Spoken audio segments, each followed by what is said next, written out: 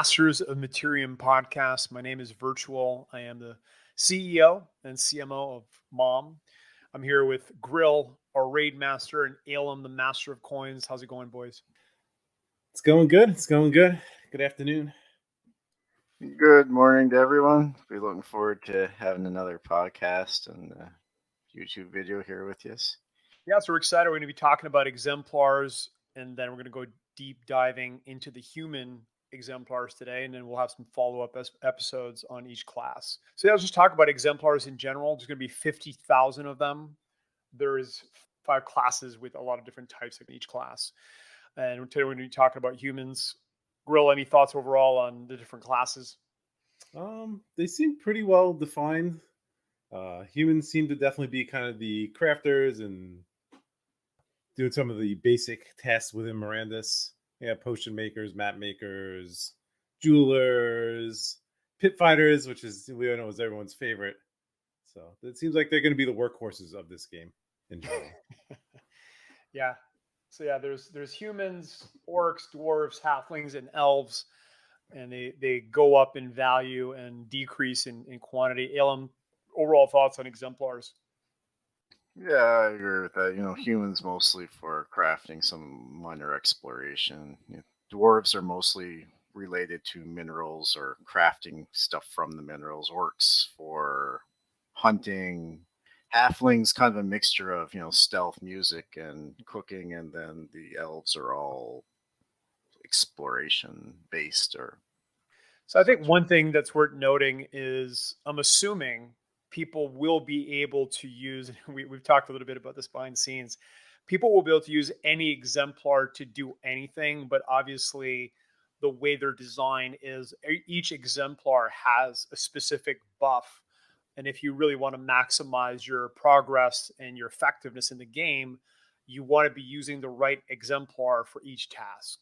So, Alem, I know that we've joked about that a lot of people will be using the wrong exemplars for the wrong things, but I think a lot of people will be doing that. Yeah, no, I agree. I think it'll make a big difference based on rental periods. Like, if you can rent an exemplar for a matter of seconds, you could probably do every single task completely efficiently by switching exemplars. But the average person will probably just kind of do everything that they can. I can think of a few exceptions, like the cartographer, they said, be potentially the only people to make maps. So that might be an exception, but for the most part, yeah, no, I agree. People are going to kind of be a jack of all trades.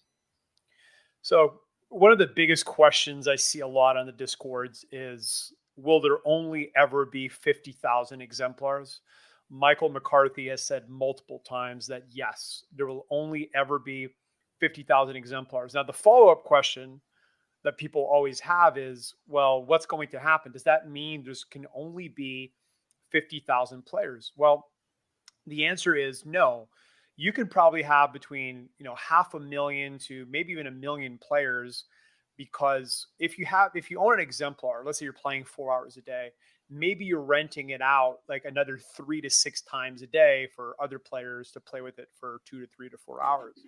And then not everybody is going to play every day. So if you look at all the rental opportunities for each exemplar throughout the weeks, throughout the months, you could literally probably support between 500,000 to 1,000,000 different unique players.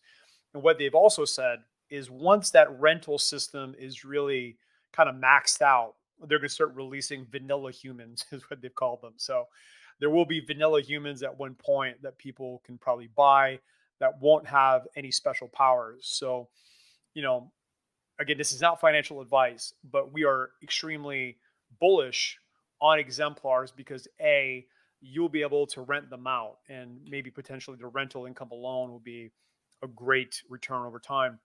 The other thing that's exciting is that your exemplars will level up over time. So their metadata is going to improve, which means as you're gaining experience, their stats are going to change. And I think that a maxed out elf, for an example, compared to a new elf, could sell for 5, 10 times more. Let's say it takes 3 to 5 years to really max out mastery for an elf. It could really, again, a lot of people that have money just would rather pay the premium and save time. So I think there's a lot of opportunity and possibilities with exemplars in general. But Elam, any thoughts on the economic potential benefits of exemplars? Yeah, other than being involved in every aspect of the economy for sure. The earnings from the playtest right at the start, we've had multiple payouts from having the exemplars, and myself personally, I've already made like ROI on at least half of my exemplars just from the playtest, and there's more to come. Another thing with regards, you were mentioning mastery and stuff, something that we also talked about briefly yesterday relating to spider tanks is it's interesting whether potentially your mastery can be purchased with, say, materium, similar how levels and upgrades can be purchased with silk. Whether or not that's completely game breaking or not, it would be interesting to see how that would potentially affect the economy or some hybrid system thereof. Grill, thoughts on just the potential economic opportunities of exemplars? Like Alan was saying, they're going to run the whole economy. I think what's really nice about them is, as an owner, you don't need to have any kind of deals worked out with like a landowner. It's like a building; you have to make sure you have a spot for an example. You're just going to be able to play. Yes, in terms of function in the game, I mean, there's a lot of different nuances, but overall, we can bucket exemplars into two buckets. Either A, they're hunting and raiding, and that's going to be a way to get material in the game, or B, they're workers. They're crafting, they're farming, they're ranching, they're doing all those activities. So I think some players will just gravitate to farming, ranching, crafting. Some players, all they'll want to do is to raid and hunt. So I think that's one of the cool things about Mirandus. There's going to be different types of games that people can play based on what they enjoy. So it's pretty cool. All right, let's get into humans. Grill, you ready? Let's do this. We'll start with alchemists. So, alchemists, a little bit about them. The art of potion brewing is never instinctive, but it must be learned through years of study and trial. It necessitates a considerable amount of time and a total grasp on all parts that make up the world around us. Members of the elite human society, known as alchemists, are widely recognized to be the finest potion creators. They are so well versed that they can make the most treasured potions and finest herbs with available ingredients, no matter where in the world they are. Alchemists are also useful in a group to know, as elixirs may sometimes assist you with tasks that seem impossible. However, be advised. They are very aware of their abilities and have strong egos. Alchemists are examples of the bonus of potion making, the sort of person you want in your party if you tend to go into some of Mirandus's more dangerous regions. And then the flavor text from the actual website is capable of creating the most delicate and valuable elixirs from components around the world. Mirandus, a bonus to potion making. And I want to give credit to Learn Mirandus. The longer text descriptions came from that site. Ellen, thoughts on Alchemist? Yeah, so first up, one of the things that was mentioned through the longer text is that it can make potions anywhere in the world. Michael McCarthy has come back on people asking about that, and he says that you can only actually make the potions at a designated potion building. So that's one kind of potential downside, which I thought was going to be really powerful if they could make potions kind of out in the wild. With that said, we have quite a large amount of potion-based assets, so clearly the Mom Guild is going to, utilizing a large number of alchemists. Well, in terms of what they do, bonus to potion making, that's a pretty vague description, like many things. Does that mean they make better potions? It means they make more potions. Can they utilize different ingredients? Maybe some special recipes.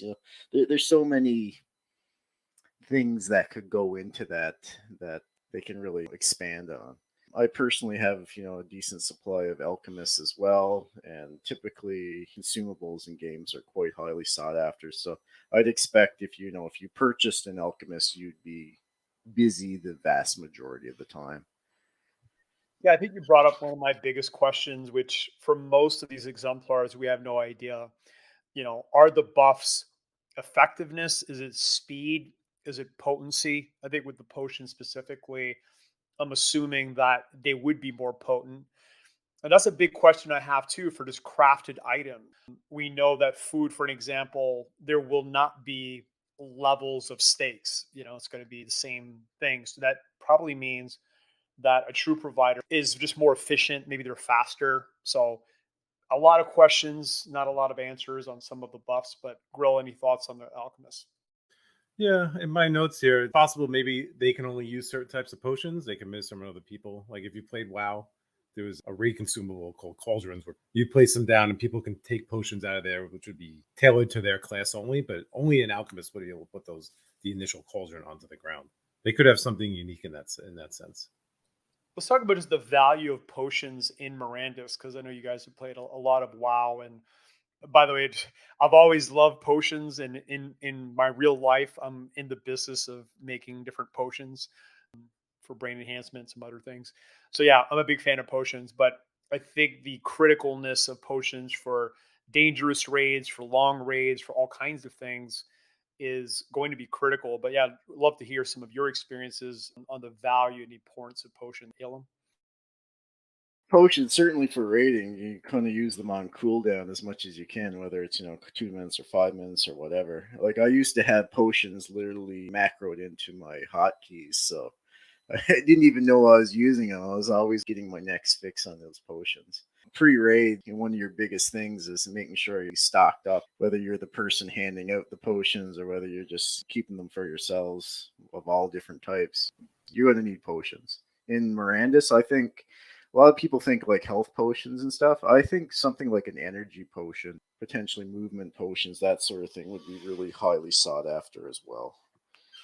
Grill? Yeah, I mean, you basically chug potions as quick as you make them in WoW, or in even other games or other RPGs such as say Diablo, where you're using potions and mana potions. You're essentially just spamming them.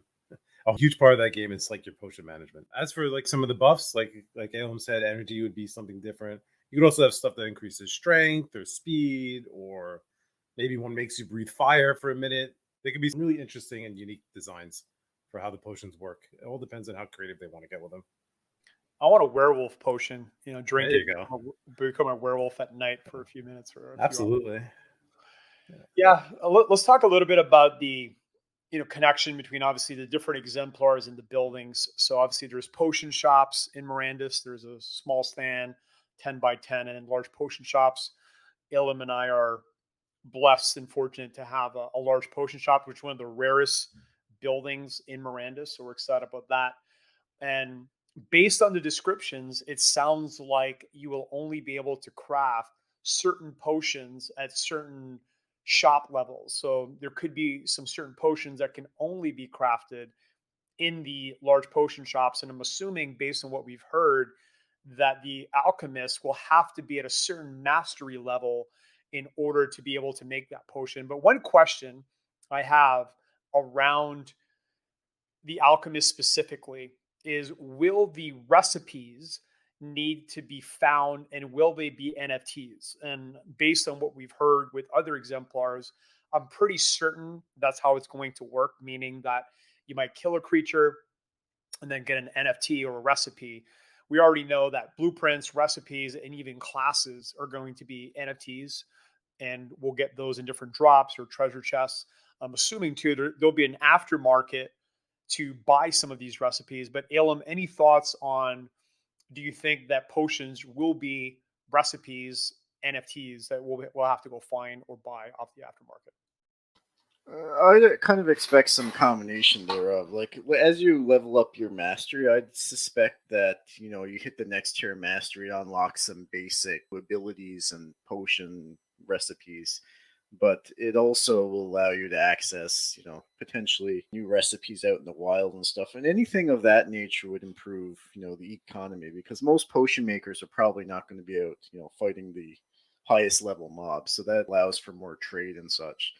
If everything was, self-contained through the mastery system, I think that would be a poor move. And I also think it'd be a poor move if everything was through questing or hunting monsters as well, because alchemists without that ease of access wouldn't be able to do anything, right?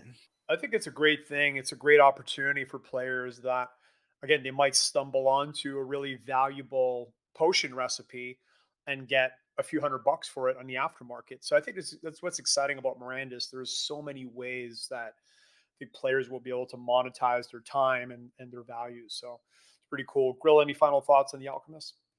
Yeah, I agree with Alan that I think there'll be probably a mix of some base level recipes that will just be baked into the class and some ones you find out in the wild. I imagine almost every alchemist will probably make some health potions or low level energy potions. You mentioned classes. I think maybe they can have specialties within the classes, like maybe somebody's really good at making HP potions, or somebody's really good at making energy potions, or potions versus like elixirs, and how each category might be able to make certain types of potions better or more efficient, or in higher volume than somebody who does not have that class equipped. So let's talk a little bit about mastery and what we've heard so far. So what Michael McCarthy has said is that, let's say you can create a healing potion. You do it for the first time, you're going to get a certain mastery XP boost from that. The second time you do it, you'll get a little bit less, and then a little bit less, and then by probably the 100th time you cast that potion spell or create that potion, you'll be getting maybe a minuscule amount of XP, which I think is a good system because obviously it's designed to help fight farming or XP farming. So that's a really interesting point. And again, we just want to be clear that the classes, it's already been said that those will be NFTs that you'll find. And I love what you're saying, Grill, because it'd be really cool if the alchemists and a lot of these different exemplars have a lot of different options so that you can really create your own style of alchemist, right? It's not just a basic alchemist. It's whatever. You're the healing alchemist, you're the fire alchemist, or whatever it's going to be. So I think it's going to be a lot of different cool rabbit holes to dig into. All right, let's jump on to the next one. Okay, up next we have cartographers. Okay, some of the flavor text is, it is a tremendous gift to have and comprehend the world from an accurate viewpoint. Many of history's finest minds and brands have this talent, using it to create legendary maps that recounted a lesser known tale of the land. Without the geographical tale that maps might tell, explorers would never have conquered the wild regions, gone through the deserts, or sailed across the immense seas. Today, the legacy of legendary mapmakers from long ago lives through the human exemplars known as cartographers. They are born with inborn senses of direction, navigation, and distance. When as tiny children, typically toddlers, they are discovered carefully examining the surroundings and drawing maps in the dirt, intricate intricacies that exceeded their years. After a cartographer has mastered his or her abilities as an adult, he or she may effortlessly create a tapestry of maps from the pieces of the world. All map development is aided by these exemplars, received a significant boost to all map creation. From the website, the science of distance and innate sense of direction have long been part of their people. Alan, thoughts on the cartographers? So cartographers, Grill has a bunch of cartographers specifically, so he'll probably have a decent amount to say, but I can tell you the few things we know about cartographers right off the bat. So one is that they can make maps, obviously, and potentially, as I said earlier, they're the only exemplar that can make maps. But more importantly, if they explore an entire zone completely, then they can make that map. And if they give you that NFT map, then you'll have a mini map of that zone, which I think is really quite important. Some things I can think potentially related to that, let's say you have a higher mastery level cartographer, maybe that map or that mini map gives you more information. Like maybe it tells you where the mobs are, maybe it tells you where dungeons are. Maybe a low level cartographer simply gives you the general layout of the land, etc. Another important aspect with regards to cartographers is their navigation skills and stuff related to seafaring. So I think you'll see many cartographers working directly with seafarers, and how that works exactly, they haven't really gone much into, but I see that as a fairly significant portion for cartographers. Well, one last thing for me on cartographers would be regards to the actual making of the maps themselves. Many of the places in Mirandus are going to be dangerous. So for a cartographer to map out an area, I can kind of envision you have some escorts, maybe some orcs, maybe an elf or something of that nature, with a group of cartographers, and they're all kind of going out scouring the land to map things out to come back and sell NFTs. So I think it would be a pretty good exemplar class to work in teams with as well. You brought up a lot of great points around like the details of the map, right? So of course you're going to have a geographical view of things, but I think it's the extra potential details that would really make a map valuable. And my biggest question, especially since we own a lot of big ships, is how is that going to work with selecting a destination? It feels like a chicken and egg thing. Now, one thing that's been said is that maps will be NFTs and there will be maps found in Mirandus. So, with the ship specifically, because we know again on the ground, the cartographer could just walk around and map it and create an NFT. But with the ships, if you want to go to a new island that's never been found, will the only way to get there be that you find the NFT that has that island on it? And based on the way McCarthy's described map creation, it sounds like that's going to be the case, which would suck a little bit because if you own a Caravel or a Hoy or whatever, a Karak, you can't get there until you find or buy that NFT. So it's going to be a little bit limiting, certainly in the beginning. But yeah, any thoughts on that, Ilham, on the sea specific elements of it? Yeah, so certainly if you have to get the NFT beforehand, that's going to add some exclusivity to areas, which could be beneficial to us as well, right? We have a bunch of cartographers and we got a lot of ships and such. That could make it so that we can kind of control various islands and increase or monopolize certain resources from those islands. So I can see there being some benefit to that as well. Grill, what's your thoughts on cartographers? Speaking of you talk about the found maps. It's possible maybe these maps are in pieces, and only a cartographer could put them together to make the full map, or maybe it's all coded, has to be deciphered, and maybe only a certain, a cartographer of a certain level could maybe decipher the map or put them together to some extent. One of my big questions is the long-term value of a map. So we know that, if you buy a map, is it good forever? And why would you have to buy a new version for the same zone? And maybe that's where if you had all these really important, valuable details, and if those details are changing and morphing over time, there could be a good reason to buy a fresh map. But Elam, any thoughts on having to rebuy or to redo a map for the same area? Yeah, I can see that being quite useful. Certainly, if there's any seasonal changes, if, mining nodes, etc., move around, maybe new forest deposits and stuff.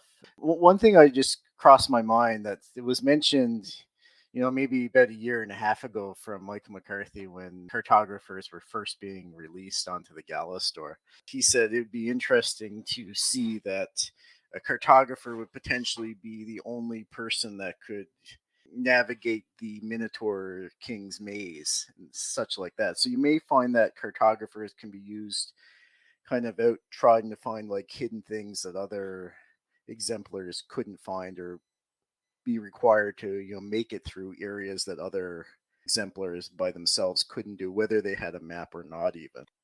Yeah, I mean, one thing that would make maps incredibly valuable is if it reveals these hints maybe to these secrets that McCarthy is going to fill Mirandus with. I mean, McCarthy jokes, but he means it when he's talking about under the full moon, one day a month at midnight, there's going to be a cave that opens up, right?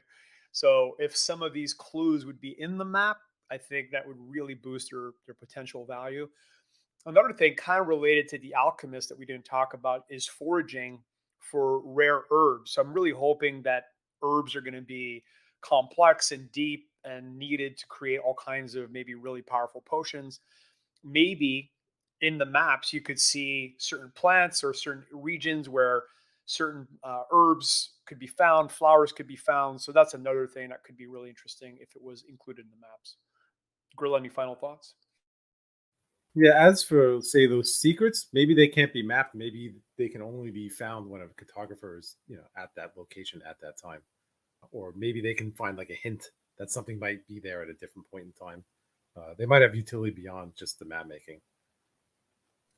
Yeah, I do like Elam's idea around mastery and the higher the level, they are, the more details get revealed. I think it'd be a good way to build a cartographer.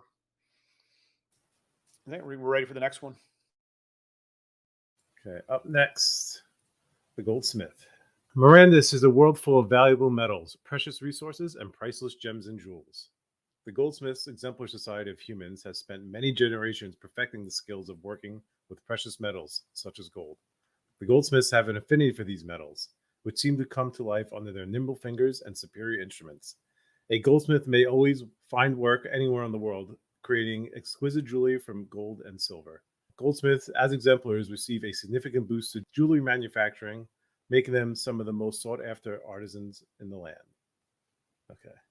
Elam, thoughts on goldsmithing? Yeah, so first off, the goldsmiths, clearly based on what they're doing, are going to be working with the jewelry buildings. You know, the jewelry stand jeweler and large jeweler, all are of which are the same tier of rarity as the potion shops. So it's not surprising that they have their own specific exemplar. In terms of jewelry, you have earring slots, you have necklace, which includes charms, and also you have 6 ring slots as of the most recent videos. So there's a lot of potential armor based pieces that can be related to jewelry. So I suspect the goldsmiths are going to be quite busy. The other thing that is related to jewelry shops, although it hasn't been specifically commented on goldsmiths, although because they're the people that work with the jewelry shops, I suspect this to be true, is that they'll also potentially be doing the enchanting, such as like, inlaying gems into weapons and such to view them with unique properties and such.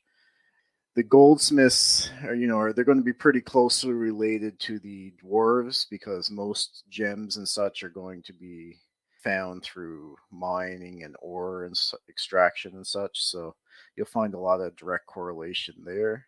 Again, because of how many potential item slots there are related to jewelry, this is another exemplar where I suspect you're going to see a lot of work available to you, especially for higher tier players.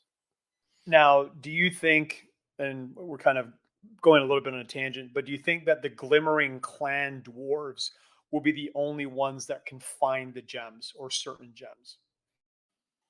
Uh, I suspect you'll have like the Hollowers, the Glimmering Clan. They'll be all kind of finding some things. The Glimmering Clan specifically, though, are like for gems. So at the very least, they may be able to find higher tier gems, potentially larger quantities of gems, or more efficient at searching for gems, that sort of thing. But yeah, you're going to see a lot of cross-class collaboration between the dwarves and the goldsmiths for sure. I think another really important relationship is going to be between the goldsmiths and the blacksmiths, which in the game are called the Stronghands, or there's going to be a lot of different relationships as well with the weavers, if you can put gems or things inside clothes, and I think specifically with the jewelers and the forges.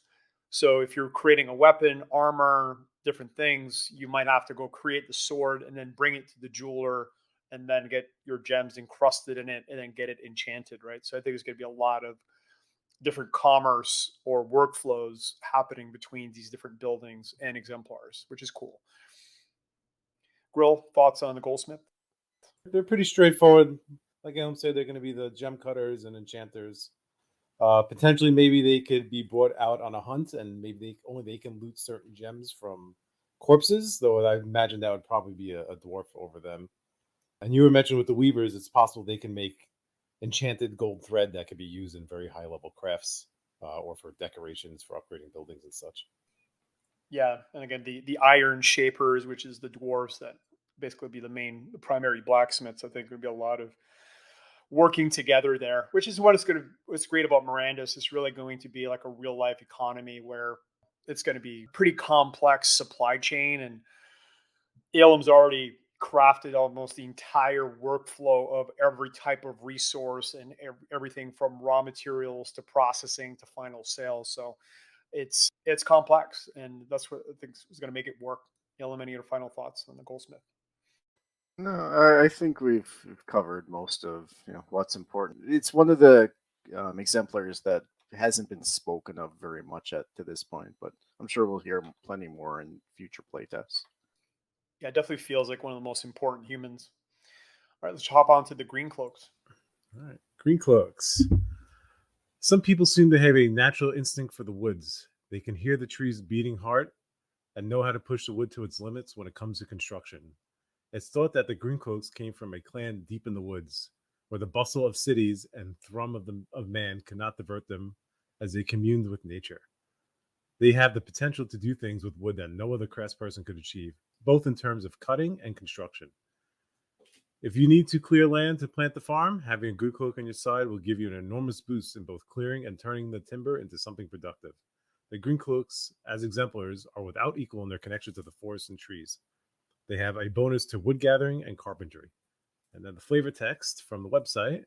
With hands that naturally sense the grain of woods, the Greencloaks are at home in the forest and the carpentry shop. They have a bonus to wood gathering and carpentry. Ilum? So, in earlier flavor text, I should mention, it said that the Greencloaks would use less energy while harvesting wood as well. I'm not sure if that's been changed, but I've noticed that. With regards to the Greencloaks, sure, they're going to be out spending the majority of their time, chopping trees and such. There hasn't been any mention specifically whether they get any carrying bonus related to trees or whether there are other, potential exemplars or transport methods would be better in that way. But they'll definitely be, having significant bonus to the trees. There's a few other things they could potentially do other than, just decreased energy. They may be able to be more effective. So, potentially require less chops per tree. Maybe only Greencloaks can harvest, pretend like a tree of a certain size. Similar to kind of how cartographers can, search out things as well. I wouldn't be surprised if Greencloaks could kind of have some way of detecting certain trees within a forest as well to, try to harvest them. The other aspect of Greencloaks, of course, and their building of association would be the wood shop. That includes the woodworking stand, wood shop, and large wood shop. And that would be mostly for the production of upgrades to deeds, buildings, making of furniture, potentially components for, weapons, shields, etc. So the Greencloaks are going to be pretty busy in general. Wood, wood can be used for plenty of things other than just that as well. Something that I think specifically to mom would be important if you need wood for producing fire, which I'm assuming you probably do, then things like forges are going to be directly interacting with Greencloaks. Potentially, any of the cooking based buildings are going to be interacting with Greencloaks on a large scale as well. So, again, a very important class for both crafting and resource gathering. Yeah, I think wood's going to be a big deal. Even torches, which if you don't own a lantern or a dark elf, you're probably going to need torches. So I think it's going to be a lot of function. Here's something I'm hoping, and this is with all things. It'd be great if there's different levels of wood, like oak versus birch, and oak is stronger and more valuable. So I think the deeper they make these different things, the more game mechanics and more interesting it is. Maybe oak grows slower, it's rarer, but more valuable. So I'm really hoping that they do that. It'd be awesome. Grill, thoughts on the green cloak? I think they're going to be one of the most important exemplars to the whole game. Wooden is probably going to be used for almost everything. If there's any Valheim players out there, I'm sure they know exactly what I'm talking about. I think I spent more time chopping wood in that game than I did anything else. It's also possible for people who like to adventure on these exemplars and not just sit in a building all day and craft. It's potential maybe there's some forest elementals or something that only the green cloaks can harvest for rare materials as well. One thing you brought up, Elam, and McCarthy brought this up as well with mining, and I'm curious if it's going to be the same thing for wood cutting. If a miner is making noise, the creatures around that mine will hear it and most likely attack. So if you're chopping a tree, will the creatures get attracted to that? Which brings up the point which you mentioned earlier around cartographers, that you might need escorts and security So that's going to be a really interesting thing. Like if a green cloak just goes in the wood by himself, is he going to get eviscerated by wolves, or does he need a whole team to protect him while they're chopping wood? So, any thoughts on that, Alan? Yeah, no, I definitely agree with that, and it's very similar to in Valheim as well. If you're out chopping trees and or mining, both of those things will attract monsters for sure. Even more so at nighttime. So yeah, I suspect you're going to need some support. With that said, they're they are pretty proficient with axes, so I wouldn't be surprised if they have a little bit of combat capability as well. So Grill, any final thoughts? Not too much. Like I said, with Valheim, if you were out at night chopping wood, all of a sudden you got surrounded by bad guys pretty quickly. So I imagine that's definitely going to be the case. Which makes the game, again, hashtag make Miranda's hard. I think having these challenging mechanics just makes the game more interesting. So hopefully they'll do that, which it sounds like they will. With these podcasts, we never want to make financial advice, but we're going to do that right now with the next exemplar, which, if there's an exemplar you probably don't want to buy, it's this one. We always joke it's the most valuable, but bring them up, Grill. My favorite exemplar by far. They even got shortchanged on the flavor text and like a description. But up next is the Pit Fighters. Pit Fighters is said to be the roughest and toughest of the humans. With a rough beginning, the Pit Fighters are strong in fights in the arena and frequently receive the prize. When fighting at the head, they have a bonus. With the roughest imaginable upbringing, the Pit Fighters excel in fighting in the arenas and often take home the winner's purse. It's very simple as the other thing said. Bonus when fighting empty-handed. Alem. yeah, so I'm going to quote someone on Discord that I saw who purchased a pit fighter, and their first response after they purchased it is, "Why did I buy this? When will I ever be empty-handed?" So, no, but honestly, I can think of a few potential uses for pit fighters. But before I go into them, I'm going to mention one other thing.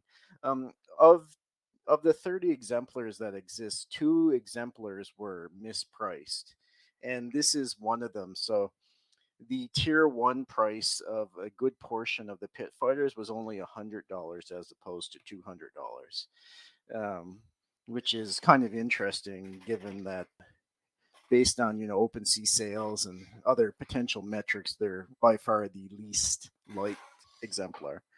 Regardless, though, this, I think, came into effect after people on Discord were talking about PvP arenas. And I think the Pit Fighter is kind of designed for the PvP arena for, like, hand to hand combat. A few potential advantages related to that. One is that, let's say you have full item loss in a PvP battle in an arena. You sign a smart contract saying, you're going to lose everything. If you don't have any weapons or shields or anything like that, you have far less loss potential. So that could be an advantage. Another thing is, in these games, something such as your weapon tends to be one of your highest costs. So not having to have a weapon would be a substantial advantage, and potentially the related maintenance and or care of that weapon. So let's say you're using a weapon and it needs to be repaired. Well, the pit fighter are not going to deal with any of that because they don't actually have any weapons. With that said, the pit fighters are also one of the very few combat oriented human classes. So if you are looking for a lower tier exemplar with some adventuring capability, this could be your starting point. But my personal thoughts in general is that you probably should, if you're looking to buy an exemplar, look to literally anything else. It's possible, very unlikely, that there's certain creatures where you get a buff if you hit them with a knuckle sandwich. I really doubt they're going to do that, but maybe. Grill, I know this is your favorite. Any final thoughts on the pit fighter? They could be strong early. I'll say a couple of nice things first. They could be strong at low levels and early on in the game because like they don't need weapons. So if their damage scales with level, they can actually be quite powerful early in the game. But in a game that has a significant amount of resources just to create weapons, I just don't see how they will do too well down the road. The one thing that could potentially be a saving grace for them is if there are weapons that count as being empty-handed, such as like a fist or a claw weapon. That does exist in some other games.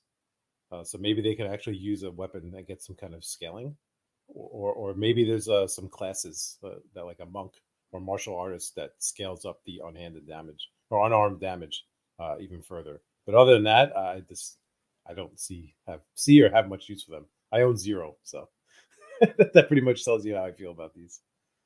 I think the biggest potential is potentially maybe the arena, but even with the arena, I'm assuming that there's going to be, weapon combat. So unless it's pit fighter versus pit fighter, I don't see pit fighters being a big thing. But who knows? Maybe I know McCarthy seems to be excited about the arena.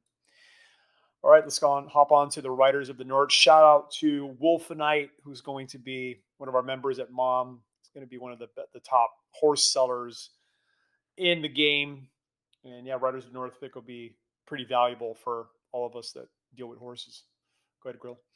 Okay, Riders of the North. The greatest Mirandus riders are from the northern high plains, where it's said that humans are born with wandering blood. These nomadic riders truly enjoy traveling and freewheeling adventure. A rider of the North can cover greater distances in a day than most people do in their entire lives. Their horses are magnificent creatures of breathtaking majesty, with whom the riders have an unbreakable bond. It is claimed that a rider of the North is so selfless in his valor that he would rather sacrifice his life for his horse at a moment's notice if required. The horses would do the same.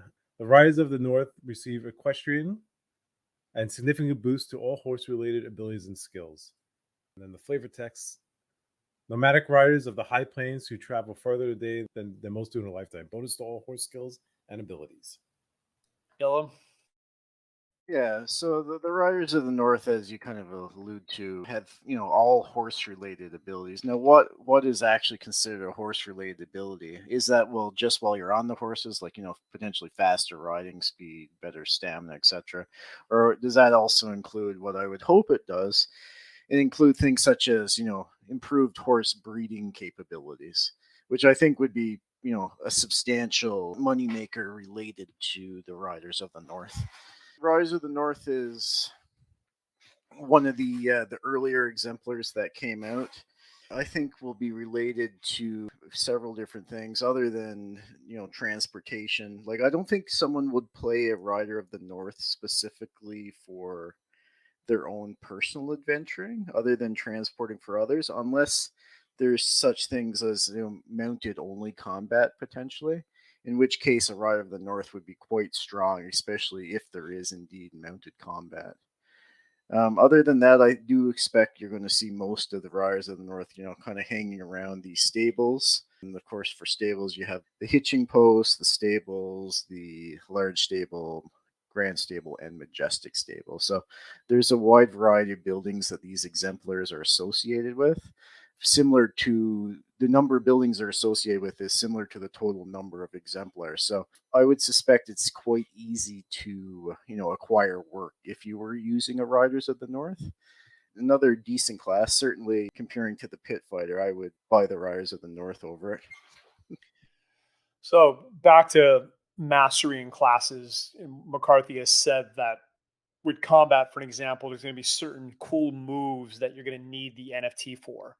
I wonder if Riders of the North, if they're usable in combat and if they get, a horse combat boost, that there's certain moves you'll be able to do with the Riders of the North on a horse in combat that you would need that NFT for, which would be pretty cool. Whether it's against certain types of attacks, jump maneuvers, all kinds of stuff. But maybe we could talk a little bit about the importance of horses in Mirandus, because I think horses will be a big deal, not just for combat potentially, but obviously for cargo. So at Mom, we're going to be doing a lot of cargo. We have a lot of food production, potion production, archery production, and I think we're going to have to move some of these different goods around the map. And obviously on water, we'll be using ships. But when we get to land, there's going to be a limited amount of cargo that you can put in your backpack or on the Exemplar. And it's already been confirmed that the horses will be able to carry things. So, Alan, what's your thoughts on using horses for cargo? Yeah, so First off, a horse is going to be on land, obviously the fastest method of transport. So anything that's not terribly heavy, you're going to see horses as your priority, especially over long distances. It's been confirmed that horses will be able to have saddlebags as well. So assume they come in different sizes and capacities and things of that general nature, which could be used for additional transport other than the transport for yourself. There's also transportation of people from one place to another as well, which clearly is going to be the fastest via horses, at least across land. With regards to other methods of transport, on the Mirandus' website, they showed some early sketches and stuff, and some of those include things such as horse-drawn caravans and such as well. So you might see some horses pulling caravans for either people or cargo as well.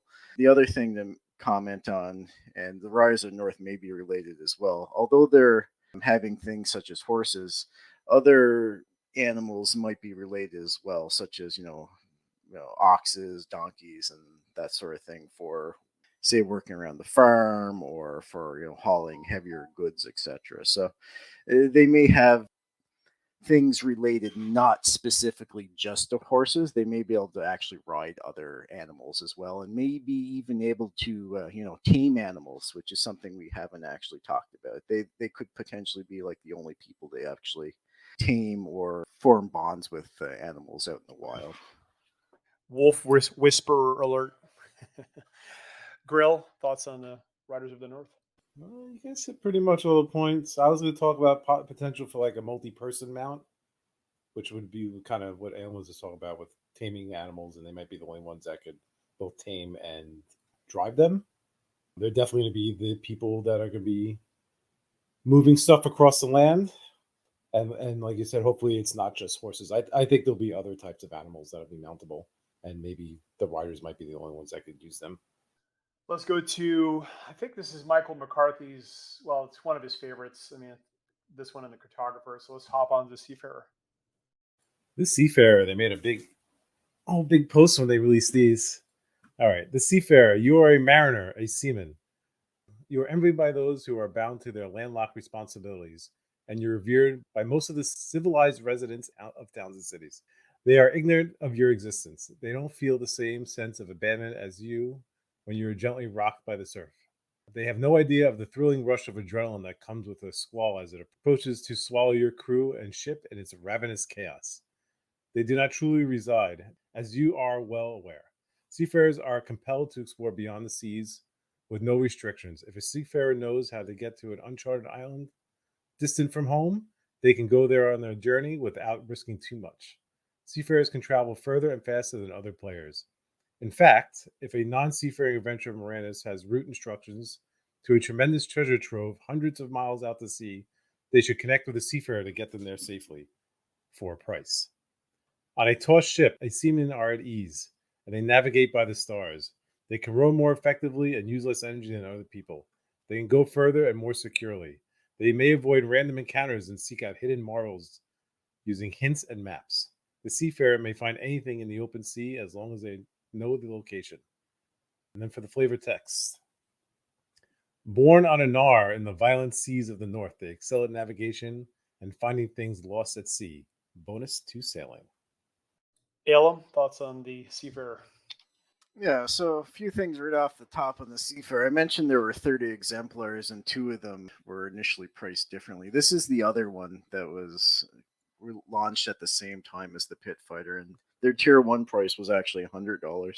Interestingly enough, as well, this was the only of the 30 exemplars that had its own specific medium post. All other exemplars released either with no medium post or had a little spot amongst the other exemplars released during a specific medium post. With regards to the Seafarers themselves, clearly they're related to ocean-going vessels. So the Picard, the Crayer, the Hoy, Cog, Carrack, and Caravel.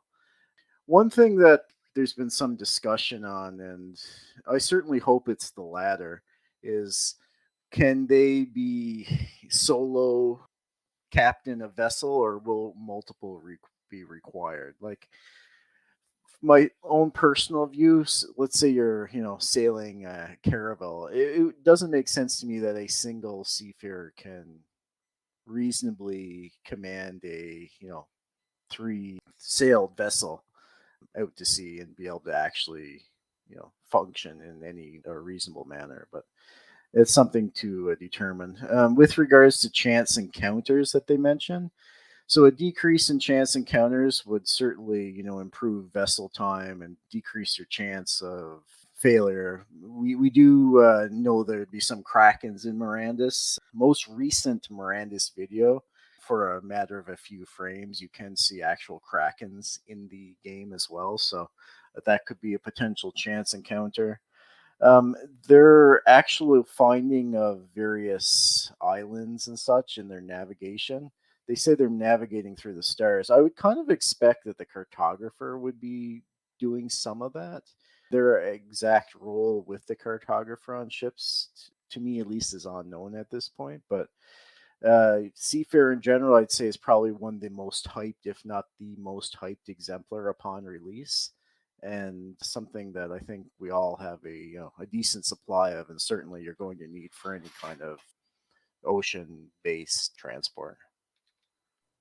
So, for everybody wondering, McCarthy and Jason Hughes, who's kind of his right hand man, have confirmed like this: the seafaring is not going to be like Sea of Thieves. You're not going to be able to just move the ship around and go wherever you want. It's going to be you get in the ship and then you have a map and then you select the destination and then boom, you end up there. That's what they've revealed.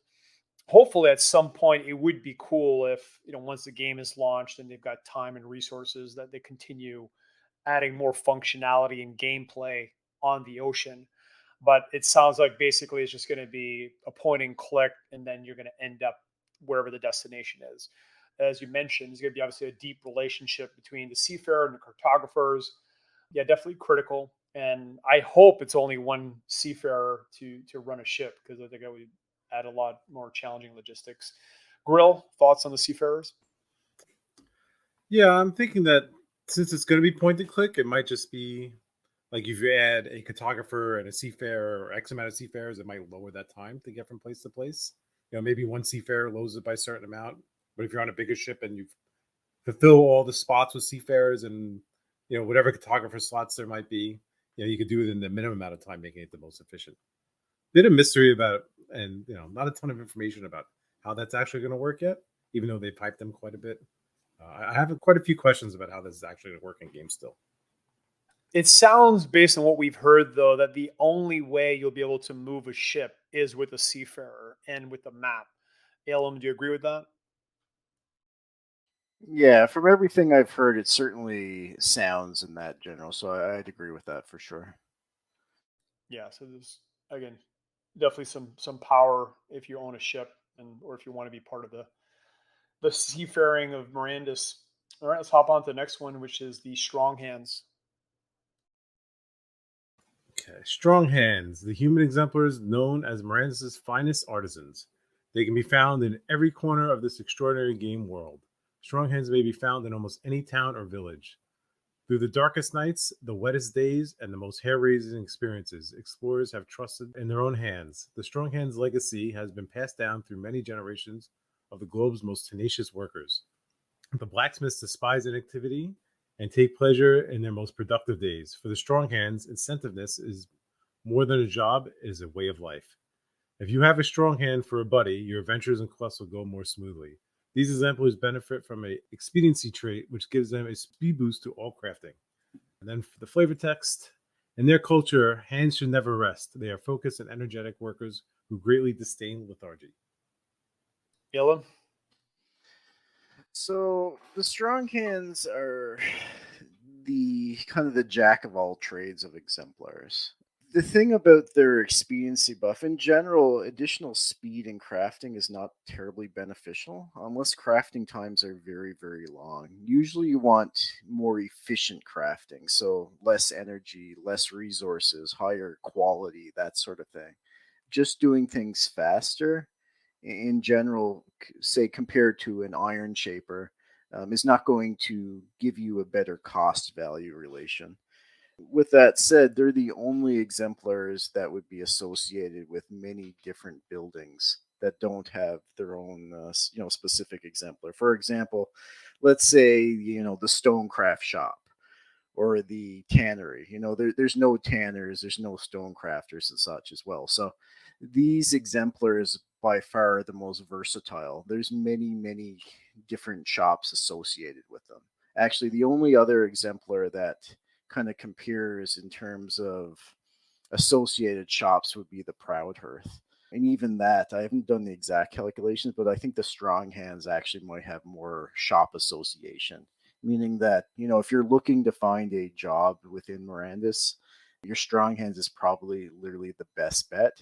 But at least be aware, if you're looking at the Stronghands competing against the more specialized exemplars, you're going to have some difficulty with competing there. Grill? Yeah, it's a jack of all trades. They can fill in spots. If you don't have enough Proud Hearths to run your bakery or butchery or whatever, they can fill in there, or any other building really.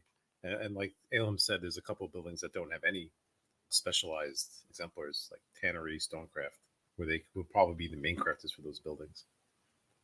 Awesome. Let's hop on to the next one. All right, the mom bread and butter, pun intended, sort of. Yeah, as of the time of this recording, we own 17.6% of all of the true providers in the game. So again, if you're into farming, if you own a hamlet, own a ranching hamlet, or you got a village, a town, and you want to help join the food dominance, definitely join Mom. Go ahead. Give us a call. Okay, true providers. Humans, as the world's first farmers and providers of food, have always possessed the greatest agricultural abilities. Humans experience an overpowering and inexplicable desire to care for and nurture others throughout history. They are impartial and non-discriminatory. They derive pleasure from creating, producing, and delivering the benefits of their efforts. The finest of these worldwide servant heroes are the true providers, who are known as exemplars. The endless joy they derive from their actions result in additional heroic bonuses to all farming and ranching activity. And for the flavor text, behind the scenes, the great cities will acknowledge their power actually rests with these dedicated experts. Bonus to all farming and ranching abilities. Alem. So the true providers. First off, it's my largest asset holding. So, I'm going to be a little biased there in the fact that our whole guild is, focused mostly around farming and ranching, and these are the farming and ranching specialists. Clearly, we're going to have a strong, tendency towards this class.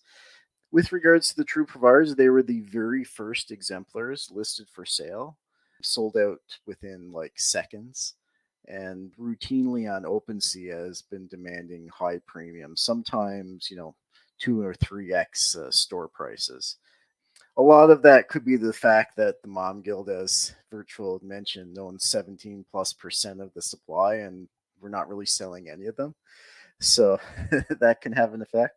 The other thing is they're the only exemplars that are specifically related to deeds as opposed to buildings. So there's 320 deeds, the farming hamlet, ranching hamlets, and the village of the farmer, that these exemplars would be, the main focus of. And also of the 1625 deeds in existence, every single deed has at least farming, and 625 of them also have ranching. So of the exemplars, this one has the largest work available to them and are going to be pretty much essential for almost any possible deed that you could have. With regards to the bonuses in farming, my suspicion is they'll probably get yield bonuses, potentially some efficiency bonuses in terms of, energy. I would hope that they're the only people that can farm certain types of crops and some specialized crops as well. Potentially their, increase in their farming mastery is better. And I wouldn't be surprised as well if there's classes related specifically to the true providers, like, rancher versus farmer versus tree farmer, if trees are something that you can grow as well, etc. So, Yeah, I'm very strongly leaning towards the Troopers, as I suspect both Grill and Virtual are as well. Yeah, I'm assuming that their mastery levels will increase their output, their efficiency. But the other thing I'm really hoping in general for farming back to foraging is, let's say you find a rare herb. I'd love it if you could bring that rare herb back to the farm and plant it in a plot and then start producing more of it and then use that for potions or for other things. So, make farming deep. That's what I'm hoping they do. And maybe again back to classes, which will be NFTs. Maybe in order to plant certain herbs or certain plants, you're going to need that NFT and the mastery level in order to do so. So we'll see what they do there, but it's pretty straightforward. But I'm really hoping that we can plant a lot of different things and use those different resources to create things like really special potions, stuff like that. Grill. You guys pretty much touched on everything with them. The only thing I could add is, again, for people who like to venture, maybe there's wild farming plots where some rare crop grows, and you can, like you said, you can, instead of herbs, maybe some kind of rare crop that you could farm or harvest and then bring back to your deed and start growing. Can't think of much else. I mean, you guys pretty much covered it. We own a ton of them. It's our whole focus as a guild, or our main focus, not our whole focus, but our main focus as a guild. So Let's get into the last one, which is an exemplar I was kind of not that excited about, but after talking to you guys, I have to admit you made me a lot more bullish on it, and I'm seeing the value of it, which is the weavers. okay, for the anchor, bringing up the rear is the weavers. When their children are very young, the weavers frequently give them a shuttle and thread to play with. And the first thing they ever weave with their hands is always a treasured family heirloom. The weavers are believed to have the ability to create some of the finest clothing. The weavers are known for their outstanding weaving skills, which allows them to construct anything from fine woven cloth as a crafting material to specific types of armor long before anyone else does. As an exemplar, they will be unrivaled in cloth production ability, making them exceedingly uncommon. And for the flavor text, generation after generation of the weavers have made their living by the loom. Bonus to cloth and cloth generation. So, Ilham, maybe talk about the criticalness and importance of cloth, because again, that's what I didn't realize would probably be so critical in the game. Yeah, so with cloth, I have quite a lot to say about the weavers, specifically because my biggest game that I played was WoW, and I played as a tailor, and it made me like unbelievably rich within that game as a tailor. But yeah, cloth is used for pretty much everything. Most people think it'll be just cosmetic, shirts or pants or whatever. That's simply not the case. The weavers are associated with the outfitter buildings, and the outfitter buildings are the rarest class of buildings, on par with that of the potion shop slash alchemist or the jeweler slash goldsmiths. And the thing about interesting in Mirandus is that spells within the game, you require materium, and the highest tier of exemplars are the elves, which are ancients. And spellcasters in games typically tend to wear cloth armor, meaning that the weavers would potentially be the class, or the exemplar, I should say, that would be producing cloth armor, which is theoretically, the strongest, or in quotes, magical materium armor. And Michael McCarthy has mentioned before, like materium laced threads and such for crafting. And this could be tied in also with the tanneries, but the weavers would likely be the big carriers. So if you have your backpack, you have 4 backpack slots. Those slots are going to be filled out by the weavers, and also things such as saddlebags and such. The weavers could be involved with that. Then there's also anything else that could potentially use cloth, like maybe you can upgrade the sails of your ships or something of that nature. They would be doing that as well. But I do suspect the biggest focus of the weavers will be making cloth armor, and I expect cloth armor will probably be the most expensive armor in the game. The other thing is, they are using needles and stuff, so who knows? Maybe you can go out with a monster and poke them with some pins, or bore them to death while they watch you knit some socks. So, there's a lot of utility with the weaver. Make a voodoo doll. Yeah, so the weavers obviously will be working with the outfitters and most likely the tanneries, which with both of those being probably in high demand, it's going to be pretty busy. So, Grill, thoughts on the weavers and cloth Mm. in general? Yeah, this same thing playing WoW. You realize pretty quickly how valuable cloth is to almost all aspects of the game, from bags, like I almost said, cloth armor, and Mirandus, it could be for building upgrades, or again, as Ellen said, with the sails of the ships. I see cloth being right up there with wood and ore as being one of the biggest, most important parts of the whole Mirandus economy. So, I'm assuming the cotton is going to be farmed, which again goes back to the true providers in farming. Is that correct, Alan? That's how the Yeah, cloth material is going to be produced. yeah. So cloth would be produced by true providers. The weavers would then likely take the cloth and process that. It's very similar to how the true providers would likely be making wool via the ranching as well, and the weavers should be the people that are processing that wool into various fabrics and whatever else they need to do. So there'll be a lot of correlation between the weavers and the mom guild in general. I'd kind of expect, let's say we're producing some wheat or whatever, and our granaries are getting filled with wheat and we have an excess supply of it. Well, at that point we could potentially redirect some of our production capabilities towards more cloth as a consideration for that and for the ranching aspect as well. So I do suspect the mom guild will be working with weaving fairly closely, whether we really want to or not. And that covers it. So, we're going to wrap up the podcast here. Hopefully, you learned a lot. Hopefully, you're getting some ideas as far as what you can do in the game. Of course, if you want to join us, go to mastersofmaterium.com. You'll see a link there to our Discord. It's pretty simple. We're open to all players, from scholars to people that own exemplars, and of course deed owners. So please reach out to us. It's really easy to join. We're inclusive and open to everyone, and we're looking to basically dominate Mirandus when the game comes out. So we're pumped and excited. Grill, final thoughts? Thanks for watching. Like and subscribe. Smash that bell. Right? Is Actually, that what the, don't all the smash the bell. Just gently touch the subscribe Oh, button. You don't want to smash your phone, okay. right? Yeah, we don't want to break the subscribe button. No one else will be able to hit it. Ellen, final thoughts? No, I think this is pretty well covered at this point. I'm looking forward to doing some of the other exemplar videos in the future here as well, and everyone can have a good day. Yeah, we'll be back soon with orcs. So make sure you tune in. And again, mastersofmaterium.com. Come join us. Thank you.